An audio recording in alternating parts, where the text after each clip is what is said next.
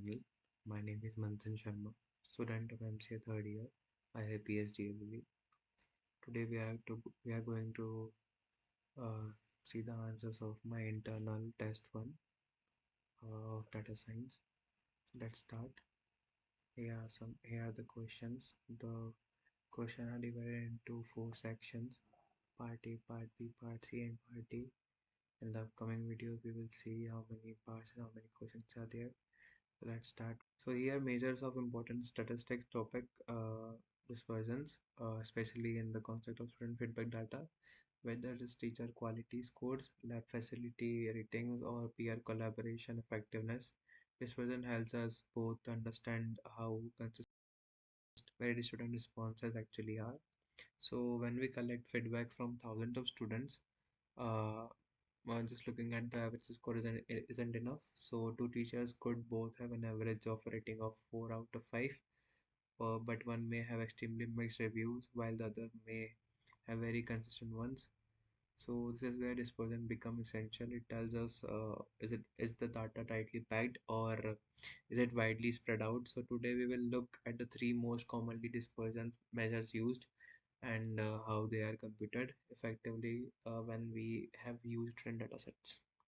So first start with standard deviation, uh, which tells us how far feedback score deviate from average score. If the deviation is small, that means student mostly agree. If the deviation is large, it means the feedback is inconsistent. So the formula for standard deviation looks like this: sigma equals to square root of the sum of square differences between each value or between each and the mean divided by the total number of values. But here's the important part: in large student databases, you cannot load millions of rows of feedback at once. So how do we compute standard deviation efficiently? So we use something called Welford's one pass algorithm. This algorithm processes each data points one by one, updating the mean and variance without storing the whole data sets. This means uh, here. Uh, this algorithm processes each data point one by one, updating the mean and variance without storing whole data sets. So this makes it ideal for streaming data, real-time feedback systems, large databases where memory is limited. So in short, standard deviation help us understand the overall spread, and Welford's method help us compute it efficiently. So interquartile range IQR. Uh, uh, so unlike standard deviation, IQR focuses on the middle 50% of the data. It removes the bottom 25% and the top 25% values. To calculate IQR, we find the 25 percentile and the 75 percentile. Then IQR is equals to Q3 minus Q1. So IQR is extremely useful when student feedback contains extreme values.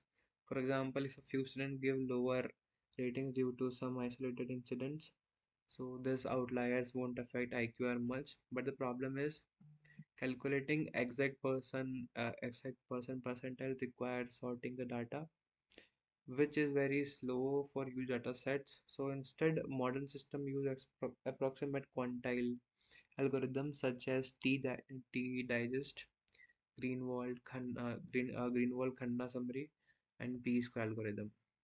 These algorithms can estimate Q1 and Q3 very accurately with very little memory, even over millions of feedback entries. That makes IQR both powerful and scalable. Moving on to the mean absolute deviation MAD. So MAD calculates how far each feedback score is from the mean or the median. But instead of squaring the differences, it uses absolute values. So the formula is simple. Mean absolute deviation equals the average of all absolute differences from the central value. So MAD is great because it's very robust and more stable than the standard deviation when we have outliers. So in large databases, MAD is compulsory very efficiently using a two-pass method. So pass one, it calculates the mean or the median, and at the past to calculate the absolute differences and average them. So this method fits perfectly when a distributed system like MapReduce or Apache Spark, where multiple machines share the computation. So to summarize, the three commonly used dispersion measures in feedback students analytics are standard deviation, which shows the overall spread computation effectively, and uh, which overall spread computed effectively using Welford's algorithm. The interqualitative range IQR shows the spread computed the middle 50% and computed using approximate quantile algorithm like t-digest. And the third mean absolute deviation match shows average absolute variation computed using a simple two-pass method ideal for big data systems. So here we have seen each measures which help institution and analyze consistency with the student feedback and make better academic decisions. So the first question is done. So we have found the explanation uh, very clearly. So if you like the explanation, please like and subscribe my video, and we will be moving on to the question number second in the next video. So let's continue with that tomorrow and in the next video. Thank you so much.